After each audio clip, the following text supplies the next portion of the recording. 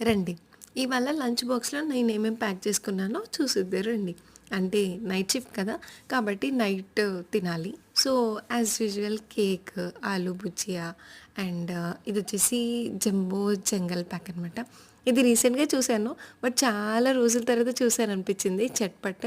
అంటే చిన్నగున్నప్పుడు చాలామంది తినే ఉంటారు. బట్ ఐ లైక్ ఇట్ అనమాట. స్నాక్స్ అంటే మనకు పిచ్చ పిచ్చగా ఇష్టం అనుకోండి అది. ఇక మళ్ళీ తర్వాత ప్యాక్ చేసుకొని యాజ్ యూజువల్‌గా బ్యాగ్. మళ్ళీ తర్వాత ఆమ్లెట్ ఏసింది మా అమ్మ. ఆమ్లెట్ అంటే నాకు చాలా ఇష్టం అనమాట.